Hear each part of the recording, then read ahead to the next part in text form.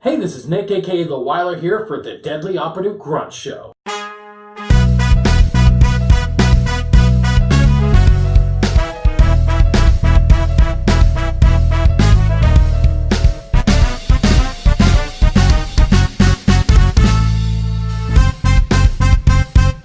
The Deadly Operative Grunts show!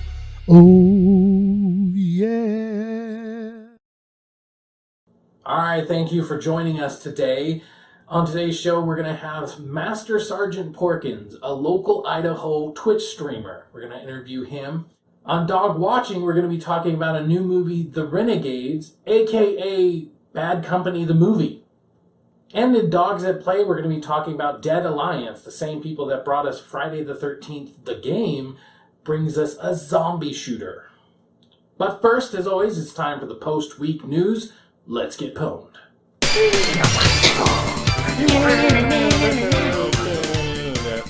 Alright, on post-week news this week, we didn't really have a lot to choose from, but we're still going to try to give you a couple. Crackdown 3 is getting delayed. Again. You know, this really sucks for anybody who is an Xbox fan, and they don't have a lot of exclusives in the first place. You know, if you need the time to take and just get the game right, then go ahead and take it. And actually, we've got exclusive footage of fans waiting for Crackdown 3 to come out. Let's get that.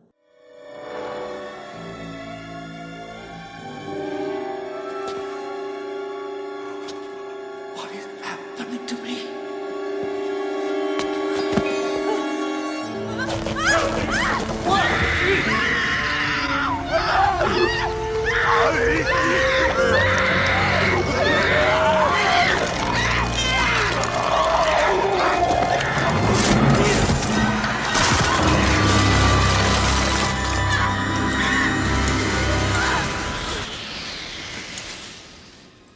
You chose poorly.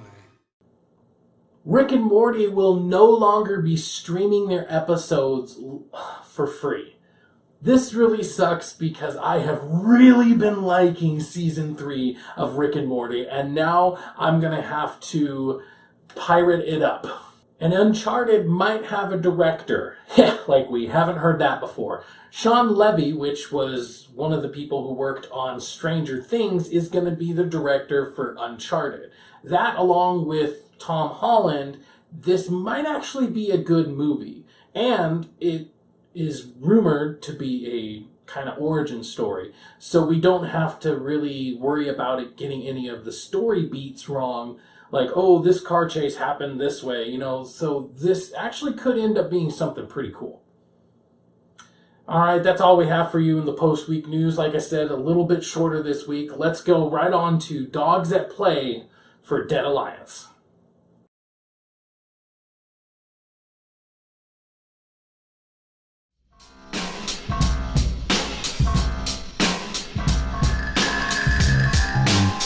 Alright, on Dogs at Play, we're going to be talking about Dead Alliance. Here with me today is Doug, aka The Freshness. Alright, and today we're going to be talking, like I said, Dead Alliance. Now, Dead Alliance is a multiplayer shooter with zombies. Maybe give a quick explanation what it is. It's first-person shooter. Yep. Yeah. And you, depending on the different game modes, but I mean, you pretty much you can use zombies to fight the other team, and you can kill zombies, you can kill the other team. Yeah. And it's sort of like a reminiscent of Umbrella Corps. I think that's what it was called. Yeah, I remember that one. The Resident Evil Umbrella Corps, except for it is first person and not the third person view of it. And I mean that's pretty much the gist of it. It is a zombie game. Right. It's not like a survival zombie game. Yeah. It's just they put a bunch of zombies out in front and you can start massacring them and the other team.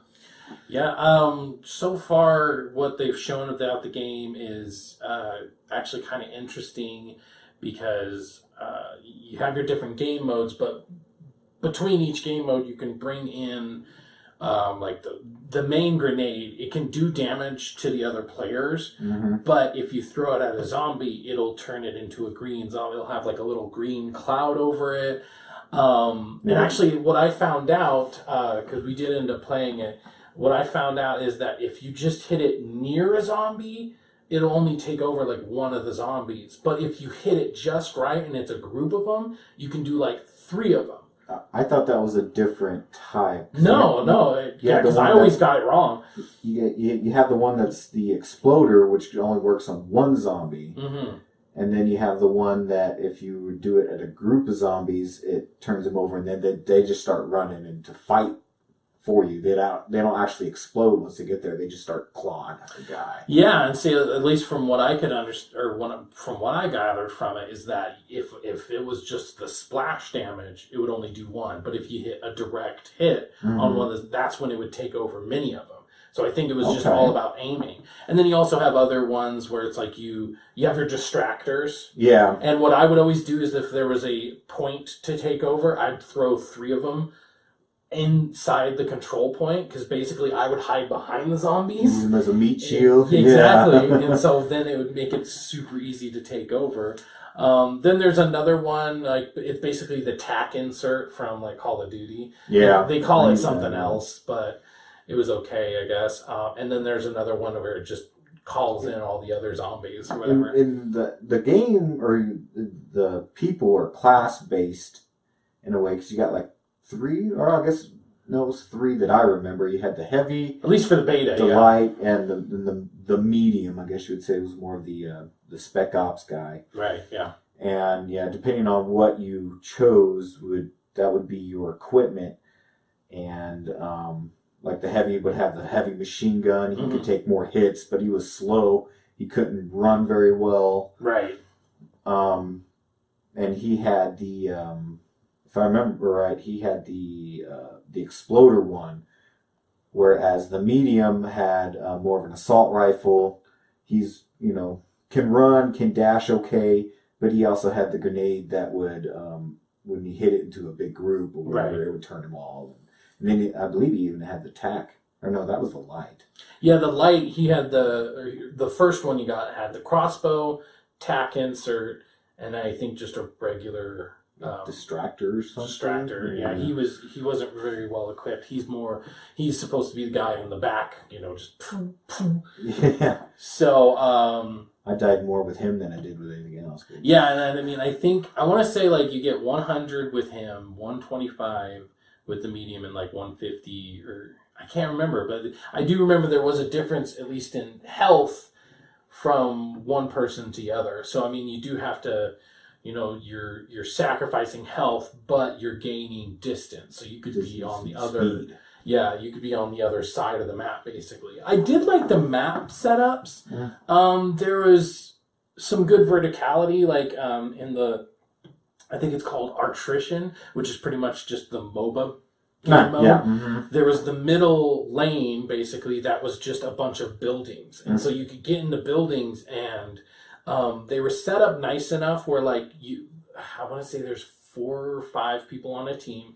Versus 4 or 5 on the other team. Yeah, it was 5, I think. 5 yeah? 5. Okay, so essentially you could have like 2 or 3 people on each lane. Yeah, you could have 2 people on each lane, and then you could have a 5th person, which maybe would be the light guy, the sniper. He could just stay in the middle, like, forest, and he could just like help go back and forth or whatever. That's, at least if we're gonna go super deep into like strategies, I think that's how they had it set up. What was your favorite game mode between all the... So there's King of the Hill, Artrition, and I think there was just like a death match. And all I remember playing was Artrition and King of the Hill. And between the two, as far as enjoyability, what I have to say would be the Attrition one. Because King of the Hill just seemed a lot more chaotic. Yeah. It was a lot more Call of Duty-esque. It was just a run and gun. And in that particular game, it didn't seem like many people were using these zombies at all. Right. Where in Attrition, you want to, because that's what you use to help take over the other points. Right. In typical MOBA fashion, it'll spawn like 3 of the like medium-sized zombies and just go down each lane. Mhm. So yeah, I did feel like there was a little bit more strategy behind it. So obviously we've gotten more general on the game, so we did have a chance to try out the beta. Give me your overall thoughts on the beta itself. I really do love the concept. Yes. It was really fun. It's like you said, at least for that attrition mode, it was a mixture of MOBA and first-person shooter, and I love being able to control the zombies and put them out in front. Or I mean, a lot of times I would just use the distractor, gather as many as I can, and then throw that bomb. True. Which would, get like 5, 6 of them, and then I would run right behind them and do the cleanup, the mop up. Pretty much. I mean, and while they're trying to focus on this giant wall of zombies coming towards them, you can just be like, boom, headshot, and you can take your time. So I'd have to agree with that. Yeah. As far as the game mechanics, I guess you would say, there was a lot that I believe that they still needed to work on. There's a lot of times that, when you kill a zombie or even kill someone else, their body's just standing up straight. Like they didn't there's a lot of graphical errors that they needed to work on. As far the shooting, I thought was off. As far as looking down the sights, it didn't seem like the hit detection was on. But I guess that's why they do have a beta, so they can get these things out, and hopefully they can fix it. I'm not quite sure what the price is supposed to be. Do you know? I want to say it was either like $29.99 or $39.99. Don't quote me on it. It's 30 or $40. Yeah, it's 40 is a little much, I would say. Yeah. For that type of game, but it really has piqued my interest, and if they're able to fix those graphical errors and things like that, I believe it would be a great game to play with your friends over and over. Yeah.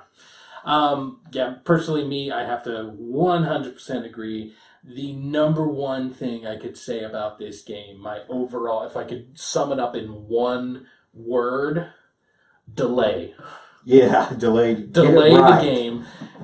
Delay it, get it right. Literally, I think, because a lot of the things were just little itty bitty things. So if they literally just delayed it a month, I think that they could fix it. The funny thing is, you bring up the aiming down the sights. I usually played as the heavy, so it always took a little bit longer for me to bring up the thing. Yeah. Anyway, so I didn't personally notice that, but also that could be like my ping versus your ping. And if they're going to have that type of problems on a first-person shooter, that's a huge no-no. Yeah. Because you need, especially if they want to try to compete with Battlefield and Call of Duty. Granted, yes, they're a smaller team, and they can try to use that as an excuse. But for me, if you're going to even remotely compete with something like Call of Duty, just because you have zombies doesn't make you better than them, or it doesn't make you as good of a game as them. So yes, they need to figure that stuff out, because,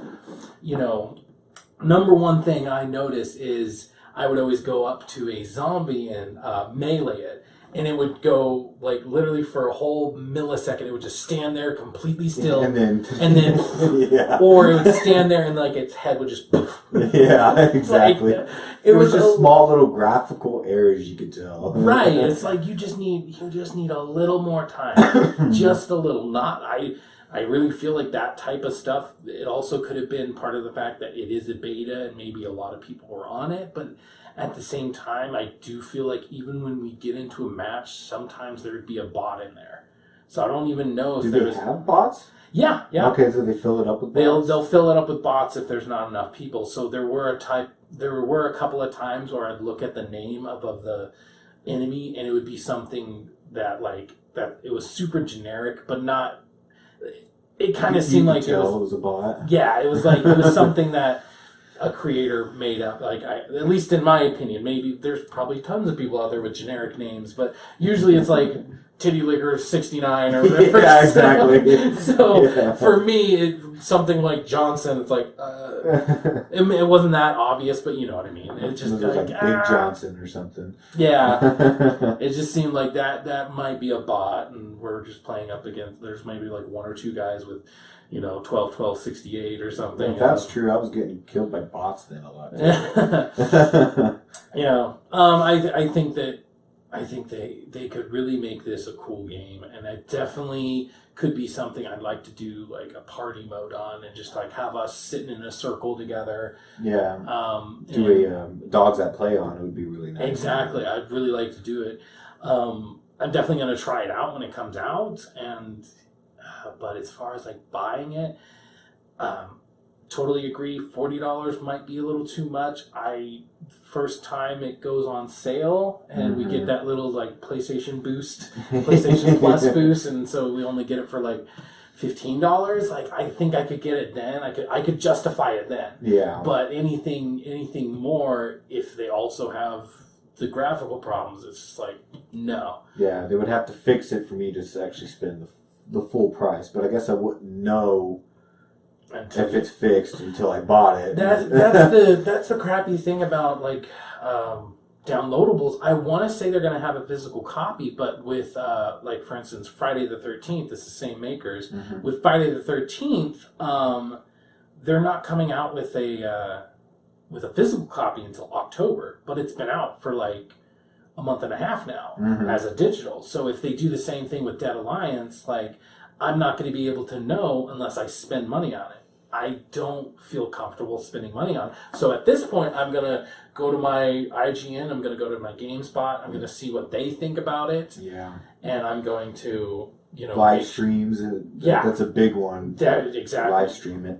I'm going to check it out because it's not doing it for me as far as the performance, but God, I would love for it to be an awesome game. And the way I think of it is since it's not a well-known company, right? That maybe if the game does well enough, that some bigger publisher or a game developer would take that idea and then be able to expand upon it, and you'll be able to get a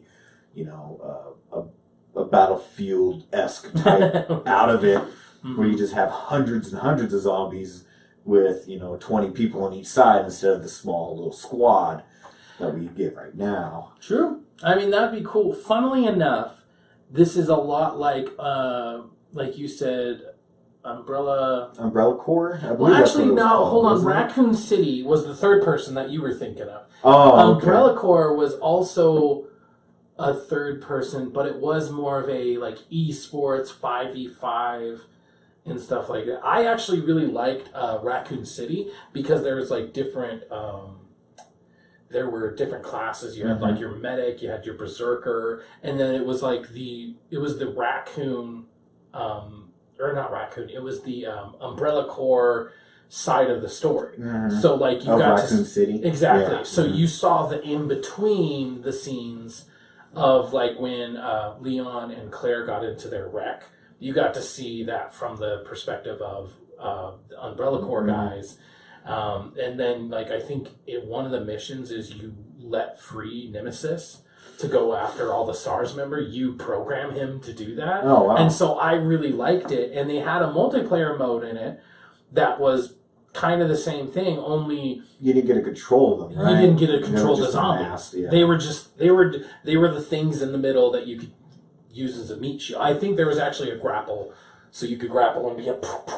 Oh, yeah. So, but I personally really liked it. It came out around the same time as obviously a couple other games, and there was several people on that particular server that I would talk to, like they weren't totally toxic, surprise, surprise.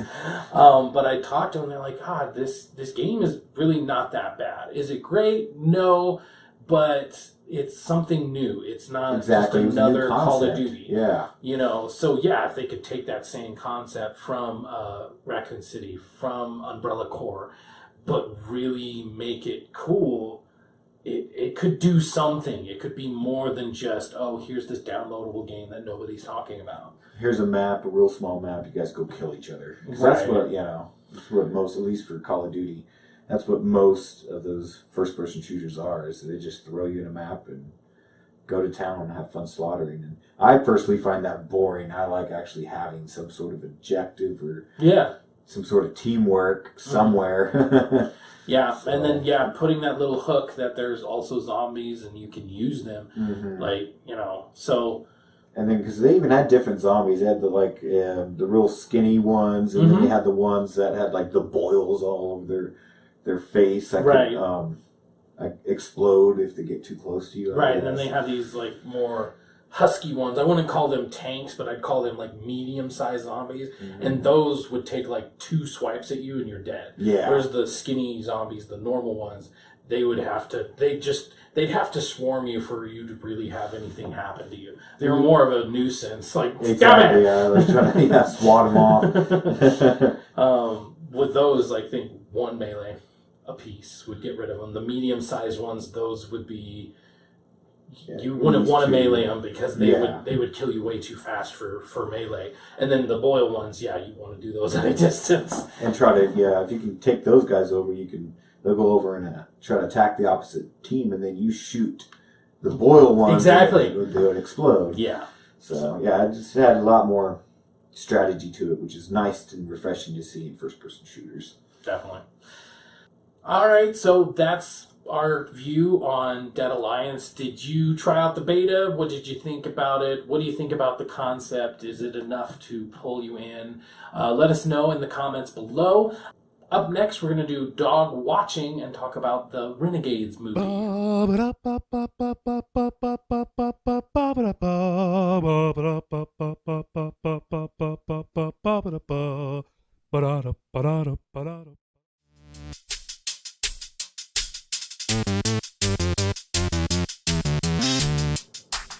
All right, on Dog Watching, we're going to be talking about the new movie/video game, The Renegades. It's not really a video game, but it really reminds me of it. Here with me today is... Hey everybody, it's Cam, the Alleged Amateur. All right, and so Renegades, I keep saying it, but it's because if you watch the trailer and don't immediately think Bad Company, then... you've obviously not played video games on the PlayStation 3. But give me, what do you think about it, at least from that first trailer that we saw? Well, I think it looks interesting.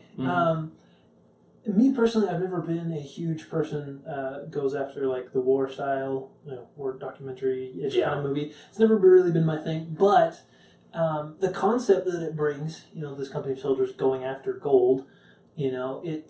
Nazi gold. Yes. It's interesting, and it's a trailer, so it doesn't give you a ton of information, but there's a lot of ways that they could go with it. So, and I think it's an interesting enough concept to look at, to say the least. So. Yeah, it's got J.K. Simmons as the big gruff, pissed off. Cop sergeant, and he's yelling at everybody. But the overall style, I think, is really what's pulling me in, because it's a wartime movie mixed with a heist movie. And I think that's the part that really intrigues me, because off the top of my head, I can't think of any other movie that's done that. You can think of one? I believe it was called Three Kings. Oh, you're right, with almost said Samuel L. Jackson. No, Ice Cube. The other black guy. The other one that's in some of them. And then Marky Mark. And there's only 2 I remember, I know. There's the third guy. Who was the third guy? No, you're absolutely right. I totally forgot about that one. That one was actually pretty good. And if you think about it, it's sort of the same. Yeah. Because the only difference is Nazi gold.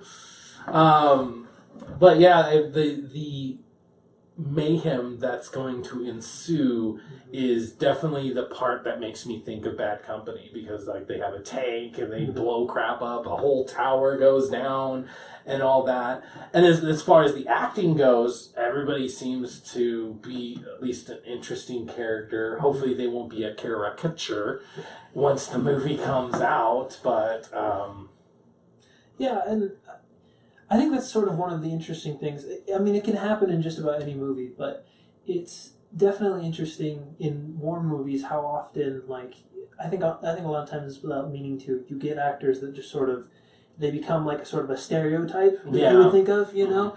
And like I said, a lot of times I don't even think it's intentional, but I didn't really see too much of that. Probably the one that is there is J.K. Simmons, but he's supposed to be like that, you know? So I sort of give it leeway on that way. But on the whole, it seems like there's enough personality between each of the actors that it's not going to devolve into I can see what you're going to do with this because that's your stereotype. Right, it's like I can see this coming a mile away. I think as far as every different character, I think that's one reason why making it like a ragtag group makes sense, because you think of any like military organization, you have your funny guy and you have your guy who's worried about his wife back at home, but by making it this ragtag group, hopefully they could be like outcast and they are not really carrying. I mean, the leader of the group, at least in particular, like he doesn't seem to really respect J.K. Simmons, and as soon as he's out of the room, he's just like, all right guys, this is how we're gonna do it. And so hopefully that will pull us through the movie, but not only that, hopefully there will be some type of character arc, because it's like, on the one hand, I'd like to see them get the gold, but hopefully there's some kind of development, and maybe they decide to give the gold to like a local village or something like that. Spoiler alert. But if we could see some type of character development, hopefully it's not just, yay, we got the gold or something like that. I mean, hopefully it'll come back full circle and be like, you know what, we are soldiers, we took an oath, you know, and so hopefully it's something like that. It's very, very reminiscent of a video game. We keep saying that. So the one subject I definitely wanted to talk about is, what video game do you think would make a good movie, and it doesn't even have to necessarily have the name attached to it? Well, I think there are... I mean, obviously, I think there are plenty of options. Probably one of the first ones that sprang to my mind, and this may be a little weird, but I think Infamous. Oh, okay, yeah. So, because, I mean, so obviously right now superhero movies are, you know, popular, right? Right. So, you know, you sort of go along with the story that Infamous has, right? But without making it stick too much to the video game, then you can sort of have a different kind of hero origin story.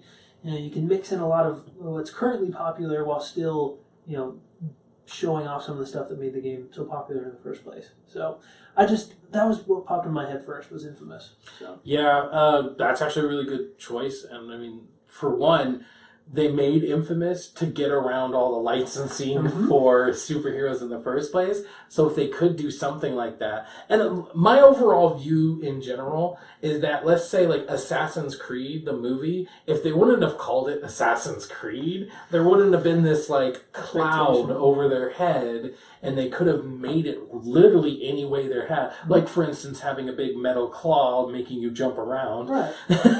Just for an instance.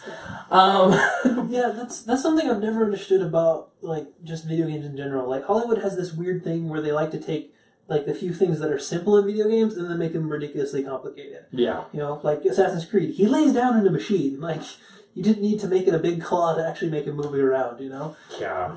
It's just strange how they choose to do some of that stuff. But yeah, like, being able to, you know, if they'd taken that and gotten rid of that title, it could have been an interesting, like, sci-fi movie. Right. You know? So. Yeah, it could have been something. I'd rather see inspired by than based on. Yeah. Because that little just changing the words would make so much difference. Okay, so for me, the one I'd have to say, and there's a caveat to it, I'd have to say The Last of Us. But the caveat is, it would have to be a series. It cannot be a movie. They're talking about a movie, and I want to tell them no. Because this could make a really good show on HBO, Netflix, anything like that.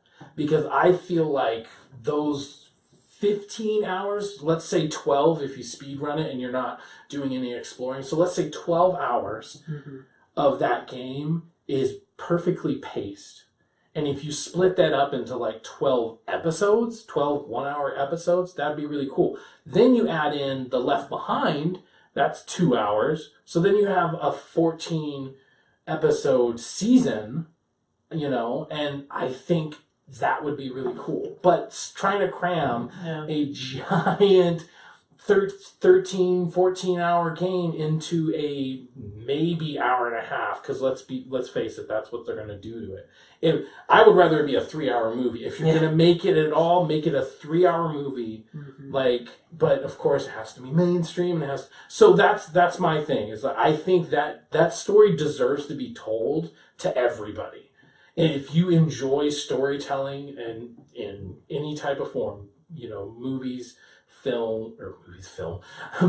games, comic books, this story deserves to be told, and I mean, it might take inspiration from other things, but still that story of Joe and Ellie is just, I think it would make for a really good, either 3 hour movie, or, you have to make it a series. You have to really take your time, get to know Joel,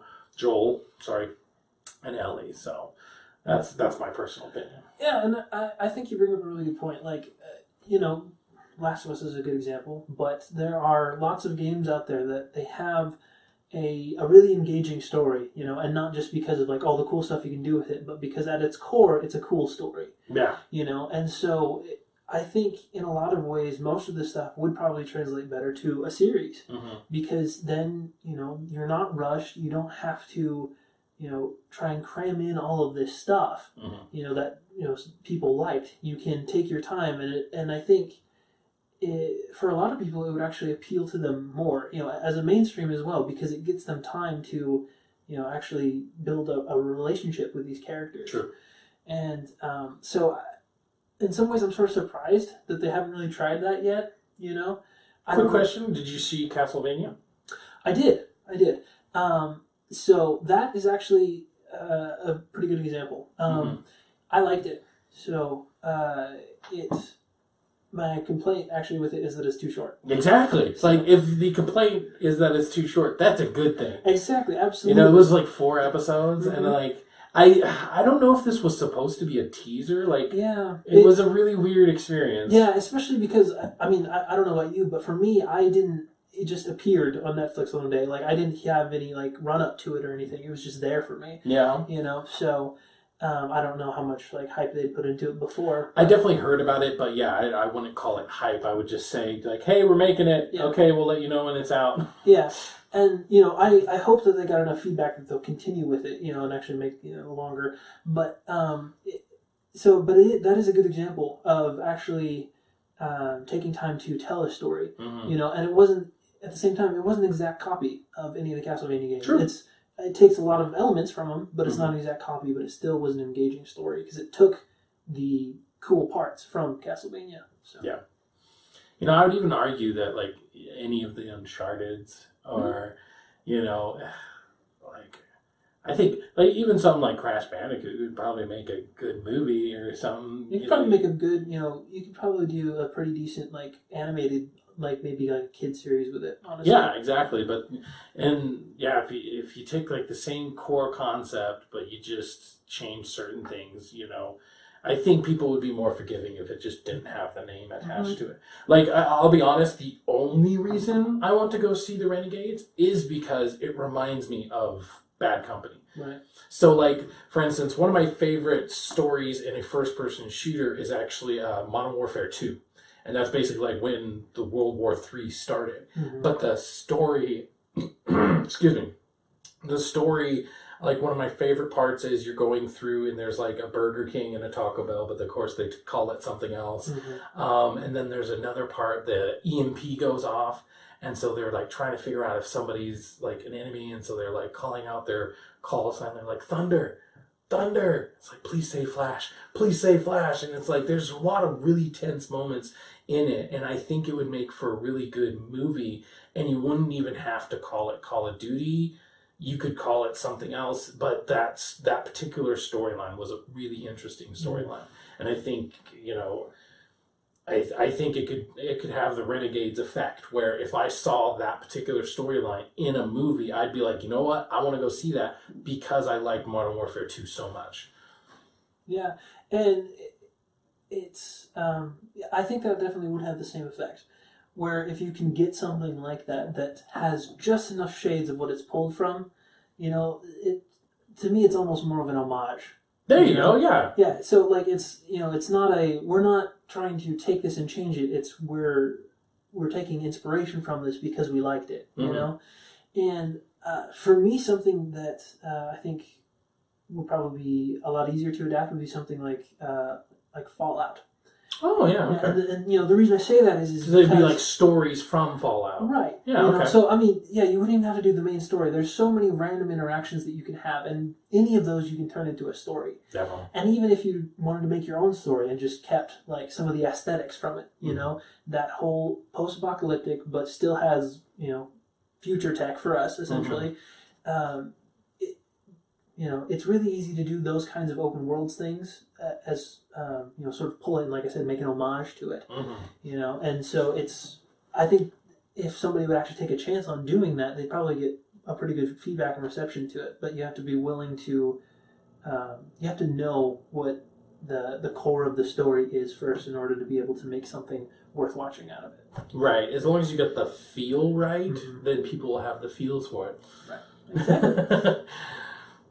All right, so that's what we think about Renegades. I'm definitely going to go see it. What do you guys think about it? And also, what video game would make a good movie without having to use the title? Let us know in the comments below. Up next, we're going to have our interview with Master Sergeant Porkins.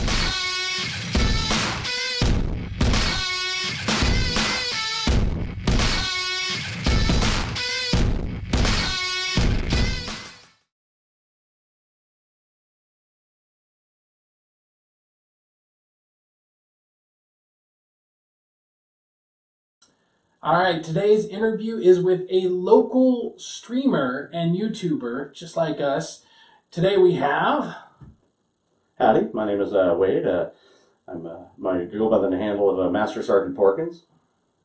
All right, hey Wade, where are you originally from? I was born and raised here in Boise. Oh, okay.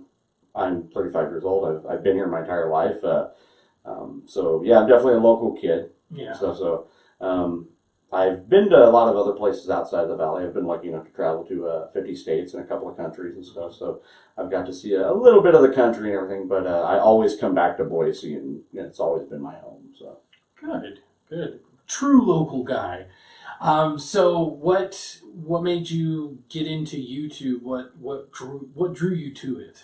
YouTube, when it was first coming out, my little brother had showed me a few videos from people that were on there and stuff, and I was like, oh, this is really cool. It's a very artistic thing to kind of get out and to be seen and everything. One of the biggest things that I saw about it was that there were some YouTubers that were out there that weren't just using it for fame. They were using it for helping others. They were using them for doing everything from say, for instance, making certain diseases, knowledgeable to the public or whatnot. Doing, campaigning, fundraising and stuff like that.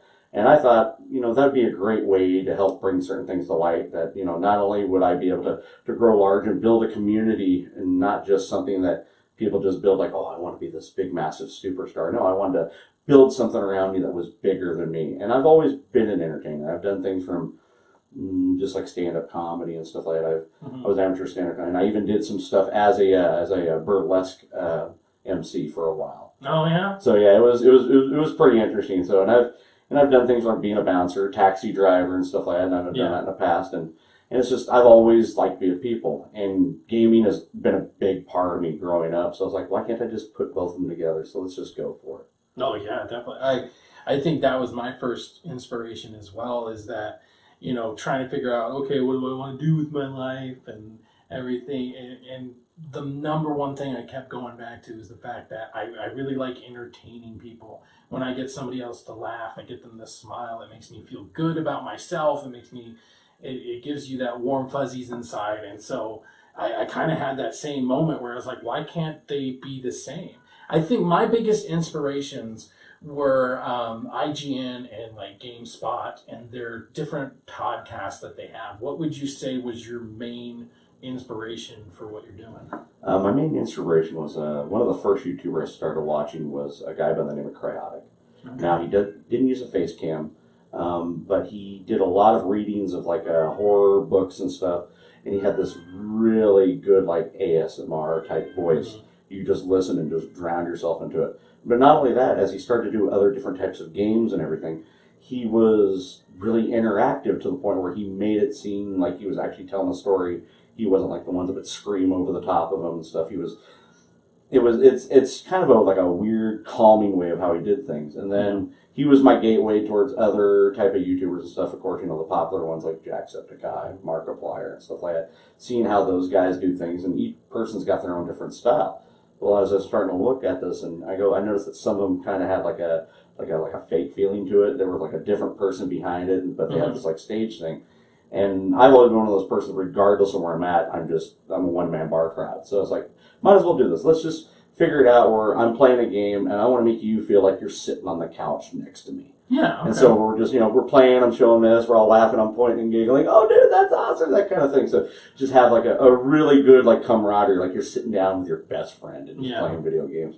And that's how I portray myself as, and that's who I am. Yeah, definitely. So yeah, if we were playing video games right now, we'd be doing the same thing right now. So what would you say is your favorite type of game to play on streams? Yeah, I have a lot of different games. Like I'll flip-flop before, like I'll find like little indie games to play, but I mostly play a lot of survival games. There's been that big wave the past like 3 or 4 years of just zombie games and stuff. So I've been playing 7 Days to Die. I've had that game since Alpha 2 on PC. Oh, nice. So I've been playing that quite a bit, and then of course I've had my wife, and I've met other YouTube streamers through that, and we'll play together and stuff, and that's been pretty fun. I've also been playing Dying Light. That's another big one that's, even though it came out like 3 years ago, it's got a lot of staying power. I mean, they're actually coming out with more DLC. They have 10 DLCs from like small, like everything from like weapon drops, adding new enemies, to like a complete another DLC, kind of like they had with the Following. Yeah. And so it's another big one, and then this one's supposed to have a watercraft in this one. So yeah, that adds crazy. another dimension. I don't think I've ever seen a game this many years after, and not only that, but like you said with the Following, that happened like a whole year and a half after it came out. Exactly. It's unheard of. And besides like WoW, where that's been going for like 10 years, Dying Light after, and the funny thing is that if you go back to the reports, the makers of Dying Light actually reported that they were going to stop producing in 2016. Here we are, 2017. They're like, hey, you guys are still playing our game. You guys still love everything we do, and we want to, we want to give you something for all your good work. And so, 10 DLCs over the next year, which is just unheard of. Oh yeah, it's amazing. Techland has went leaps and bounds where they've had games like Call of Juarez, series. Leaps and bounds. Sorry. And not to mention with Dead Island, because Dead Island was their baby. Right. That's what really got them going on that. So they've taken all the mistakes and even mixed stuff from those other games and then put together a package that, when you first started playing, it's like, okay, this is good. And then you start digging into it and you think that creativity is going to drop off. No, it stays there the entire time. And then over the years, it's proven that it's still staying strong. Sure, every game has a little bit of a drop off or whatnot. It's never going to be as big as it was. But the fact that even the multiplayer is still going strong and the community behind it is really big. I mean, on Facebook and then checking out Techland's websites and stuff like that they have with it, it is a massively big game. And I still play quite a bit. Actually, today I just finished up a live stream of Dying Light: The Following. I did the special ending that was in it and stuff. Oh, okay. Just to kind of show. I don't want to give any spoilers to it, but anybody can look that up online if they want. Right. So. But another game that I play is State of Decay. It's a sleeper hit. State of Decay, when it first came out, I bought it when it came out on Xbox 360. Mm-hmm. Then I bought it on Xbox One. Then they're like, "Oh, you need the Year One edition that came out." So I bought that, and I was like, "Oh." Then I got the special edition. And when I first started my YouTube channel, it was actually funny. I started a Twitch channel just so I could record the stuff off my Xbox One, so I can import it to YouTube. Oh, I started doing that. And the night that I started, it was October 31st of 2016. So I was doing that. And the first person that showed up was a guy by the name of Big Ed. Apparently Big Ed is in his early 70s. He's an old guy. Uh-huh. But apparently he is the #1 guy for State of Decay. Oh, okay. And I've, over the past few months, I've been keeping in contact with him. I go watch his streams and we talk back and forth.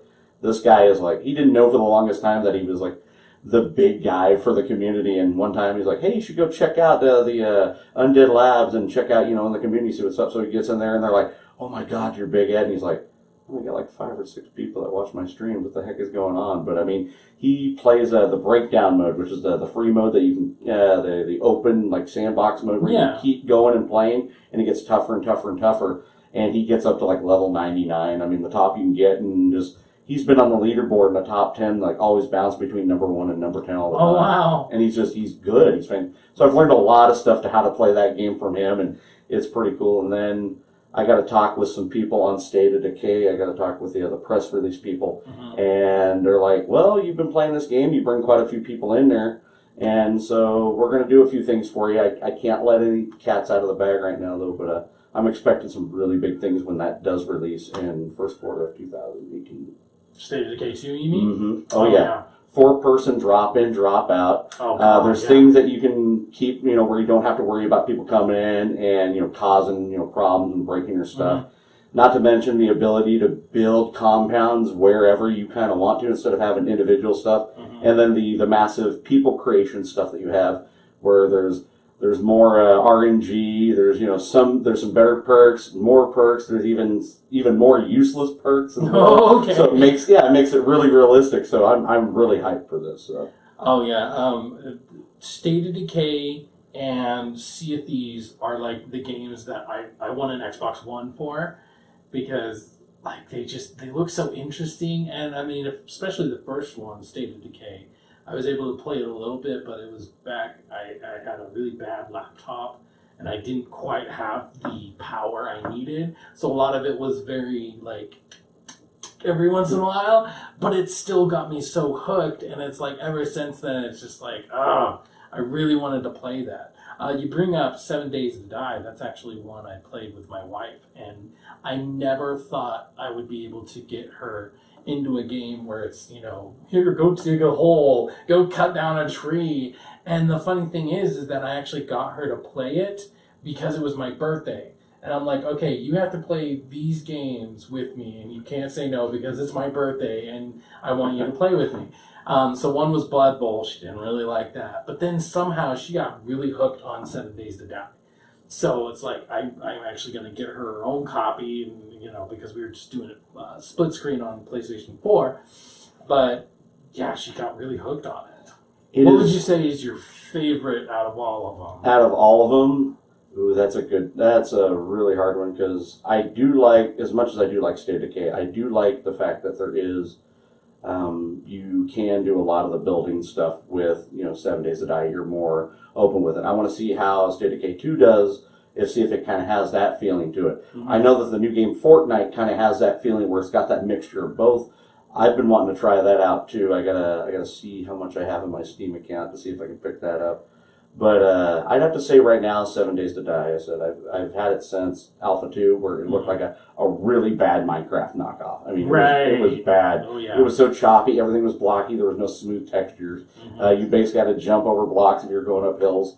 But now with 16.2, since it's been out, the learning curve has definitely gone up from 15 to 16. So I suggest everybody that's on console that has Alpha 15 or what they call Alpha 10 or whatnot on the console. Once Alpha 16 hits for you guys, which I don't know when that's going to happen, you're going to see the learning curve and a lot of things that you're used to from the other alphas be completely gone. Oh, really? Oh, yeah. Like, I've died 3 times in between Alpha 2 to Alpha 15. Once Alpha 16 came out, I died 7 times.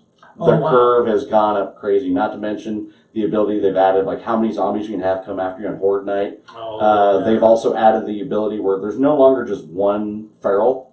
There's a feral white, though, is what they call it now, but every single zombie has its own feral variant. Oh, okay. So, yeah, they have glowing eyes, they're faster, they're tougher, they can take a lot of stuff. Not to mention they did a little bit of restructuring on the weapons, like shotguns before were absolutely worthless. It was like you were shooting marshmallows at the guys. Yeah. Now you can actually do some massive damage with a good shotgun. Oh, okay, good. They've added things like turrets, electricity, so they're going in a real good direction.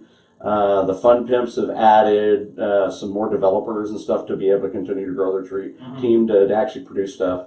So I'm really excited. This game has probably been one of the best I've played in a while. Yeah. Well, if I can spoil Fortnite for you, I really like it. I feel like it's a good mixture between the best way I can put it, because of its art style. It's like Dungeon Defender meets 7 Days to Die. Because you do have like in Dungeon Defenders it's a crystal, but in this it's usually like you put up this big I think it's called the Arc. I want to say you put up an arc, and so then once you start the arc, you have like a certain amount of time that you have to survive.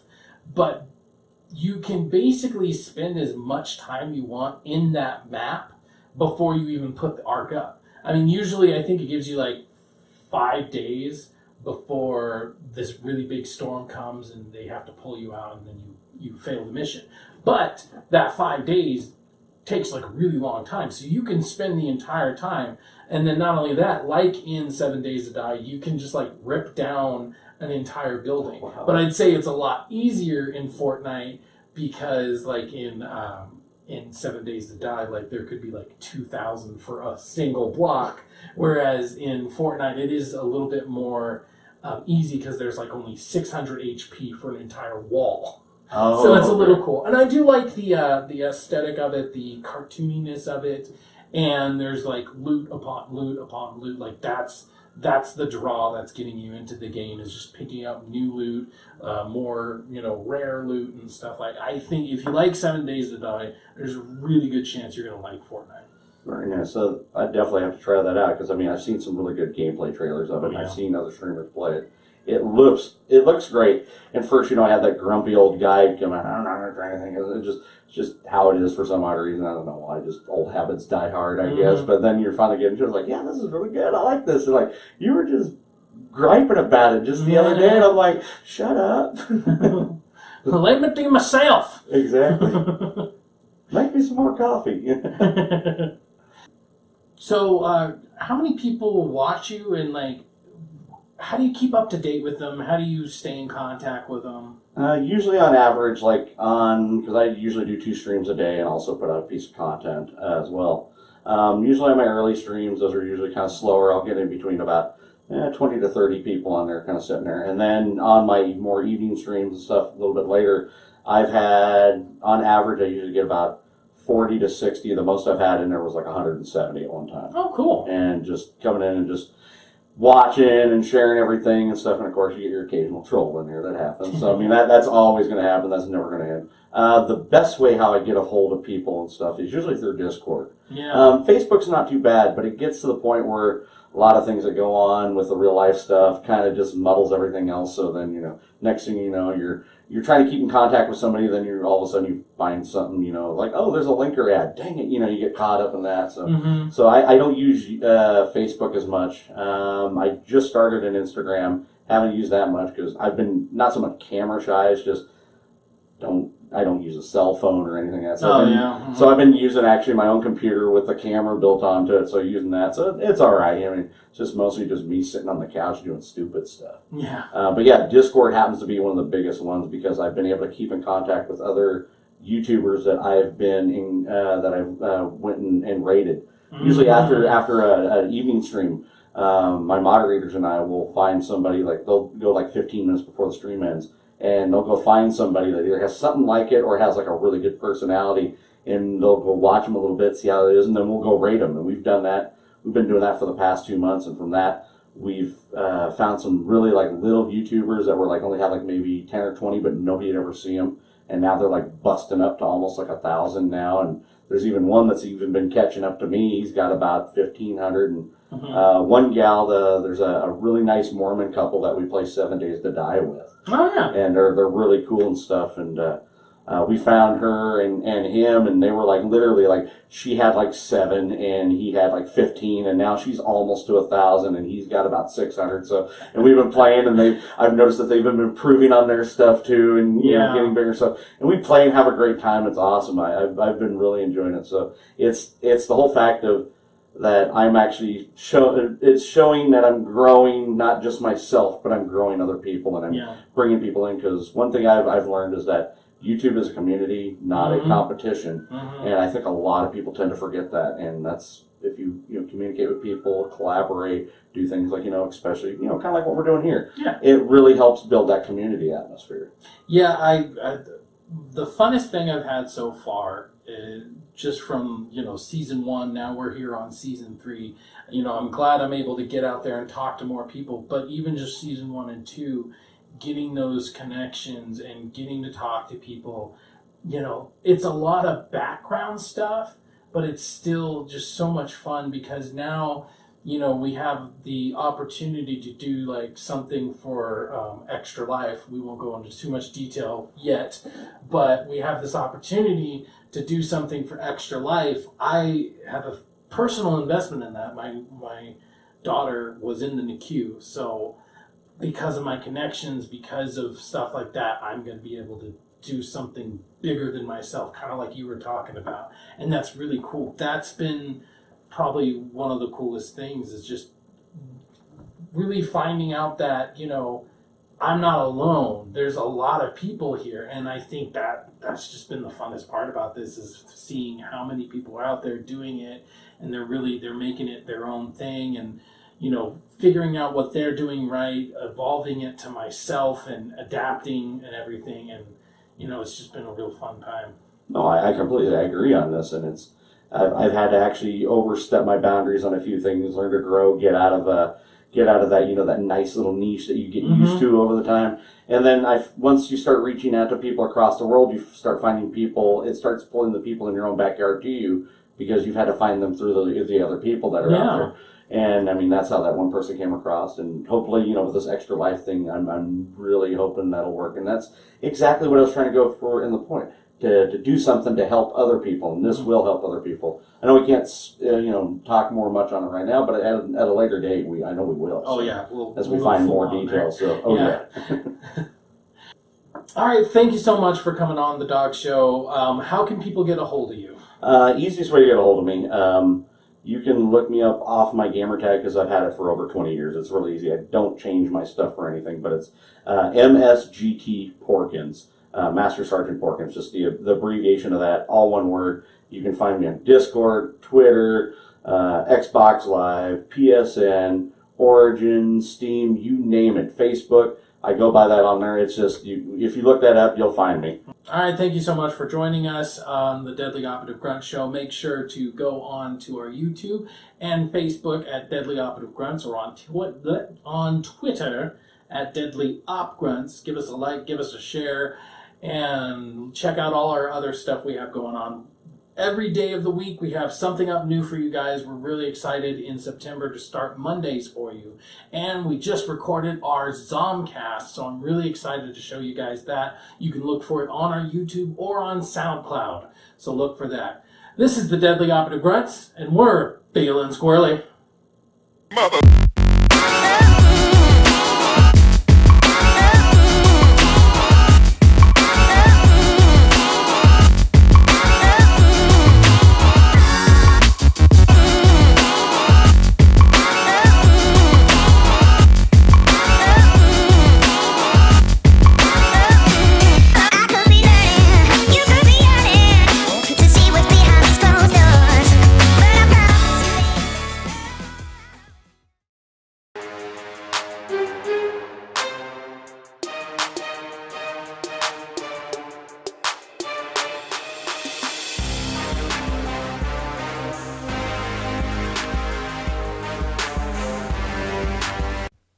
Triple threat.